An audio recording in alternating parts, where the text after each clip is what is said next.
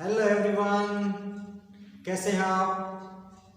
So today we will start new chapter power sharing. So अपने exam की तैयारी करने के लिए, बोर्ड एग्जाम की तैयारी करने के लिए आज मैं आपके सामने संदीप कुमार शर्मा आपके लिए एक नया वीडियो लेके आया हूँ। और आपका वीडियो रहेगा सबसे पहले सिविक्स से पावर शेयरिंग। जैसा कि आप सभी जानते हैं कि बोर्ड एग्जाम के अंदर पावर शेयरिंग, फेडरलिज्म और ये जो 7 चैप्टर हैं, इसमें से सीबीएसई ने 2 चैप्टर डिलीट कर दिए। इसमें से जो चैप्टर आएंगे वो 20 मार्क्स का हमारा पॉलिटिकल साइंस का पार्ट रहेगा। तो आज हम नया टॉपिक स्टार्ट करेंगे पावर शेयरिंग। ठीक है, तो चलिए।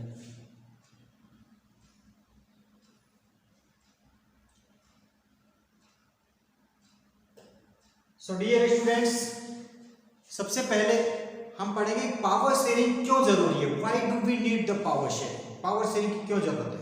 तो इस चैप्टर के अंदर हम सबसे पहले ये देखेंगे कि पावर शेयरिंग जो है वो कितना आइडियल है, पावर शेयरिंग की हमें क्यों जरूरत है। तो सबसे पहले इस चैप्टर में हम 2 एग्जाम्पल लेंगे, उन दोनों एग्जाम्पल से पढ़ेंगे। दोनों कंट्री है, दोनों कंट्री डेमोक्रेटिक कंट्री है, डेमोक्रेसी को फॉलो करते हैं, लेकिन फिर भी उनको पावर शेयरिंग की जरूरत होती है।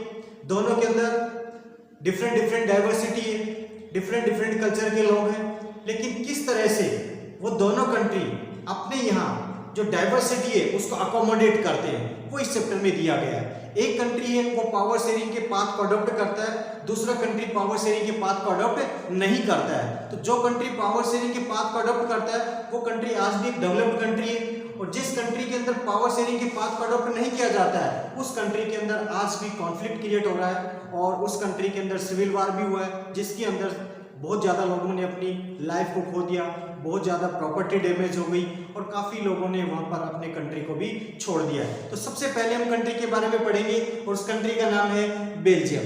तो बेल्जियम जो है वो बेल्जियम एक स्मॉल कंट्री है।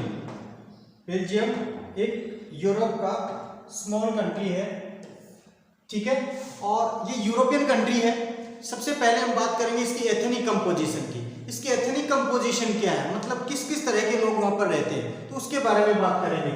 उसके बाद में हम बात करेंगे श्रीलंका के बारे में। श्रीलंका भी एक आपका नेबरिंग कंट्री है, वहां पर भी काफी ज्यादा डाइवर्सिटी है, काफी ज्यादा सोशल डिफरेंस है, और किस वजह से उस कंट्री के अंदर कॉन्फ्लिक्ट क्रिएट होता है वो भी हम सारा इसके अंदर पढ़ेंगे। तो सबसे पहले हम बात करेंगे बेल्जियम की।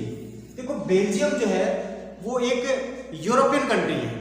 कौन सा कंट्री है? यूरोपियन कंट्री है, और एक छोटा कंट्री है, यूरोप में एक स्मॉल कंट्री। बेल्जियम जो है वो स्मॉल कंट्री है यूरोप के अंदर, ठीक है। और आपका स्टेट जो है हरियाणा, उस हरियाणा से भी छोटा कंट्री है। अगर हम बेल्जियम की बात करें, बेल्जियम एक छोटा कंट्री है, और वो आपका जो स्टेट है, अगर मैं बात करूं इंडिया की, तो इंडिया के अंदर हमारा जो स्टेट है हरियाणा, उससे भी छोटा है। इसका जो बॉर्डर है, it has border with France, the Netherlands, Germany and Luxembourg. देखो, इसके बॉर्डर की अगर हम बात करें तो इसके जो बॉर्डर है वो 4 तरफ से कौन से कंट्री से लगते हैं? सबसे पहले हम बात करेंगे फ्रांस से लगता है, नीदरलैंड से लगता है, जर्मनी से लगता है, और लग्जमबर्ग से लगता है। अब काफी बार बोर्ड में इसमें एग्जाम में क्वेश्चन आ सकता है, 1 मार्क्स का एमसीक्यू पूछ सकता है। कैसे आएगा? देखो, जैसे मान लो पूछ लेगा आपसे कि विच ऑफ द फॉलोइंग, आपसे सिंपली क्वेश्चन अगर वो पूछेगा तो ऐसा ही क्वेश्चन पूछेगा। देखो, मैं बता देता हूँ कैसा क्वेश्चन आता है बोर्ड में। आपसे पूछेगा कि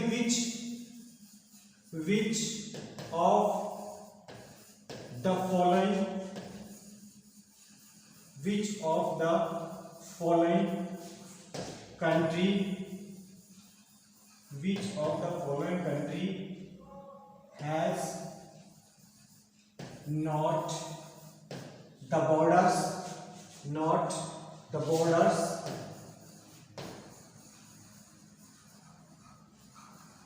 border with बेल्जियम,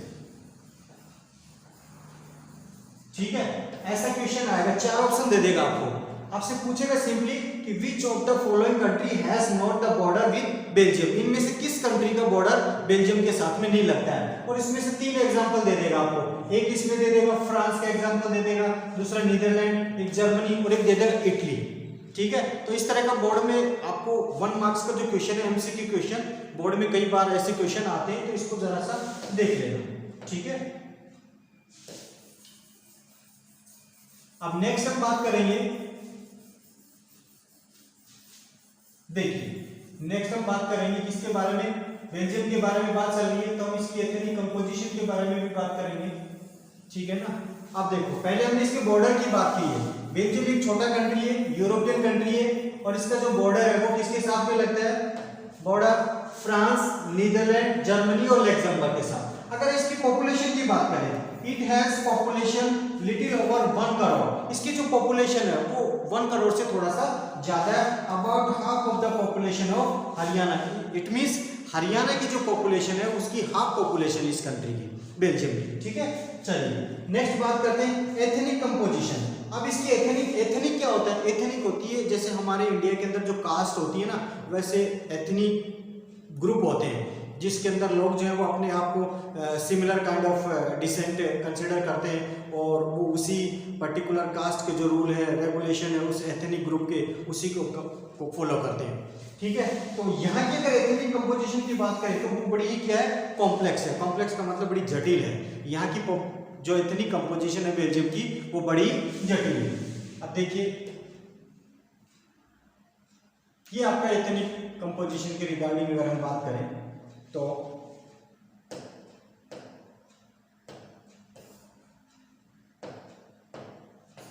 अगर एथनिक कंपोजिशन की बात करें बेल्जियम की, तो देखो अब ये बेल्जियम का मैप है, ठीक है ना। एथनिक कंपोजिशन की अगर हम बात करें बेल्जियम की, तो ये बेल्जियम का मैप है, और इसमें देखिए आप सबसे पहले बात करेंगे, ये बेल्जियम का मैप है, ठीक है। इसके अंदर अगर हम बात करेंगे तो सबसे पहले आता है कि यहाँ पर ये वाला जो रीजन है, ये इसको बोला जाता है फ्लेमिश रीजन। कौन सा रीजन है ये फ्लेमिश रीजन है, ठीक है। ये कौन सा रीजन है, ये फ्लेमिश रीजन है। और फ्लेमिश रीजन के अंदर कौन रहते हैं, ये डच स्पीकिंग पीपल रहते हैं, ये फ्लेमिश रीजन है, ठीक है।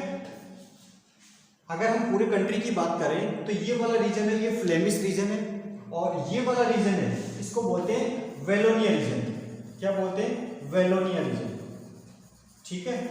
अब यहाँ पर फ्लेमिश रीजन में कौन रहते हैं, ये डच स्पीकर रहते हैं, मींस डच लैंग्वेज को बोलने वाले लोग रहते हैं। और अगर हम बात करें वेलोनिया रीजन की, तो यहाँ पर फ्रेंच स्पीकर है, मतलब यहाँ जो रहने वाले लोग हैं वो कौन सी लैंग्वेज को फॉलो करते हैं, फ्रेंच लैंग्वेज को फॉलो करते हैं। और ये वाला जो पोर्शन आप देख रहे हो, ये वाला, ठीक है ना, यहाँ पर जर्मन स्पीकर है। क्या है, जर्मन स्पीकर है, ठीक है। फ्लेमिश रीजन के अंदर कौन रहते हैं, डच स्पीकर रहते हैं, यहाँ पर डच लैंग्वेज को बोलने वाले, ठीक है। ये डच स्पीकर है, और ये कौन से, ये फ्रेंच स्पीकर है, मतलब ये फ्रेंच लैंग्वेज को बोलने वाले हैं। अब अगर टोटल कंट्री की मैं बात करूं तो टोटल कंट्री के अंदर 59% जो पीपल है वो डच लैंग्वेज को फॉलो करते हैं, मतलब डच स्पीकर है 59%। Out of the total population 59% people are the Dutch speaker in this country, मतलब इस कंट्री के अंदर 59% जो लोग हैं वो डच लैंग्वेज का यूज करते हैं, and these people lives in Flemish region. Then we come on the next topic, that Wallonia region means 40% people of this country speak French language, और who lives in Wallonia region। French speaker जो people हैं 40% वो किस reason में रहते हैं, वो Wallonia reason के अंदर रहते हैं। और 1% जिसमें क्या है, जर्मन स्पीकर है। कौन है, जर्मन स्पीकर है, मतलब मेजोरिटी के अंदर यहाँ पर डच स्पीकर है, और माइनॉरिटी में कौन है, फ्रेंच और जर्मन स्पीकर है, ठीक है। ये हमने थोड़ा सा इसके बारे में देखा है, एथनिक कंपोजिशन के बारे में। नेक्स्ट हम आते हैं इसके बारे में। देखो अब इस कंट्री के अंदर कॉन्फ्लिक्ट क्रिएट होने का रीजन क्या है, क्यों कॉन्फ्लिक्ट क्रिएट होता है, और उसको किस तरह से ये कंट्री जो है, यहाँ के जो लीडर्स हैं वो इसको अकोमोडेट करते हैं, इस रीजनल डाइवर्सिटी को। तो देखो कॉन्फ्लिक्ट दोनों कंट्री के अंदर सेम सिचुएशन मिलेगी आपको, दोनों की एथनिक कंपोजिशन को पढ़ेंगे हम लोग पहले। अब हमने बेल्जियम के एथनिक कंपोजिशन को पढ़ा है, फिर उसके बाद में हम श्रीलंका की एथनिक कंपोजिशन के बारे में पढ़ेंगे और दोनों कंट्री के अंदर सेम सिचुएशन क्रिएट होती है, मींस कॉन्फ्लिक्ट क्रिएट होता है दोनों कम्युनिटी के बीच के अंदर, और फिर किस तरह से how the leaders of that particular country give the better solution, किस तरह से वहां के जो लोग हैं, वहां के जो लीडर्स हैं, उन्होंने किस तरह से वहां एक बेटर सॉल्यूशन दिया। तो नेक्स्ट हम देखेंगे इसके अंदर।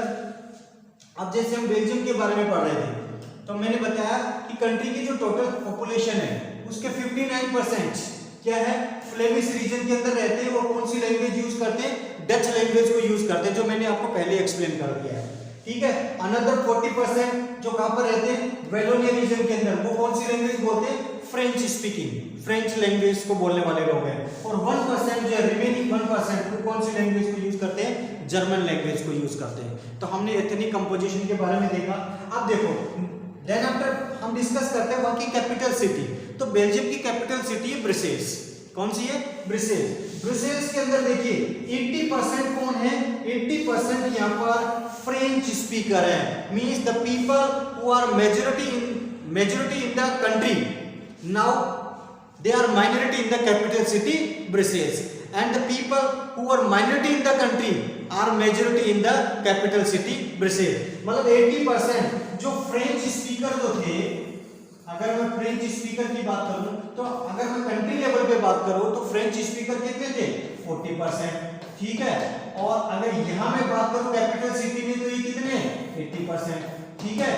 अगर मैं डच लोगों की बात करूं, ठीक है ना, तो डच लोगों की अगर मैं बात करूं तो डच लोग कितने, 59% कंट्री लेवल पे। और अगर कैपिटल सिटी की मैं बात करूं तो कैपिटल सिटी में कितने, 20%। मतलब Dutch speaking people who are the majority in the country are minority in the capital city Brussels. मतलब कैपिटल सिटी जो है ना, इसमें थोड़ा सा एक अलग सी सिचुएशन है, जो कंट्री लेवल पे जो चीजें हैं यहाँ पर वो चीजें नहीं है, ठीक है। तो ये हमने एथनिक कंपोजिशन के बारे में देखा, थोड़ा सा बेल्जियम के बारे में कि वहाँ के अंदर कौन सा मेजॉरिटी का ग्रुप है, कौन सा ग्रुप माइनॉरिटी में। तो डच स्पीकर है वो मेजॉरिटी में, और फ्रेंच स्पीकर है वो माइनॉरिटी में है, जर्मन है वो भी माइनॉरिटी में है, ठीक है।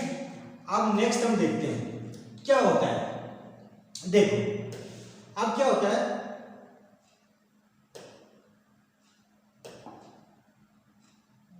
सॉरी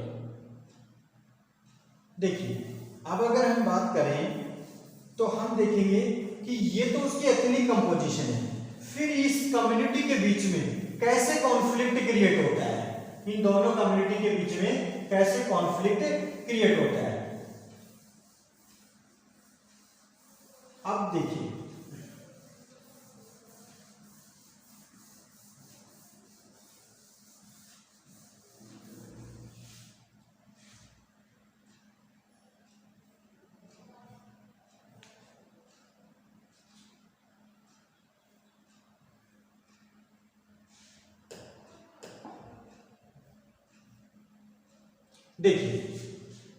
अब यहां से देखिए the minority French speaking community was relatively rich and powerful. देखो ये फ्रेंच स्पीकिंग जो पीपल हैं ये बेल्जियम के अंदर माइनॉरिटी में, लेकिन ये थोड़े से वेल्दी हैं, थोड़े से पावरफुल हैं, थोड़े से डेवलप्ड हैं, ठीक है। इसके कंपैरिजन डच स्पीकिंग लोगों के कंपैरिजन, ठीक है ना।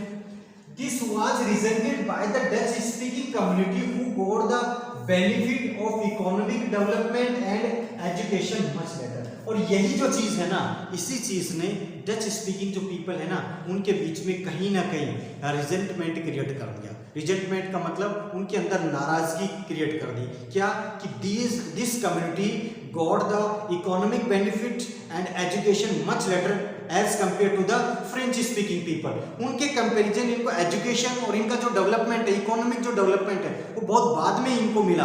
तो इस चीज से इनमें नाराजगी हो गई कि कहीं ना कहीं ये जो फ्रेंच स्पीकिंग पीपल है ना ये नहीं चाहते थे कि हम लोग डेवलप हों और हमें एजुकेशन मिले। और ये होने की वजह से क्या हुआ, टेंशन क्रिएट हो गई इन दोनों कम्युनिटी के बीच में, डच में भी और फ्रेंच स्पीकिंग में, ठीक है ना।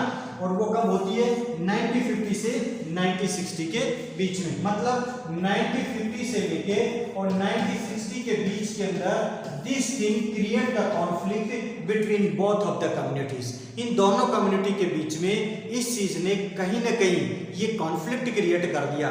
और ये कॉन्फ्लिक्ट जब क्रिएट हो गया उसके बाद में वहां के जो लीडर्स हैं उन्होंने किस तरह से इसको अकोमोडेट किया।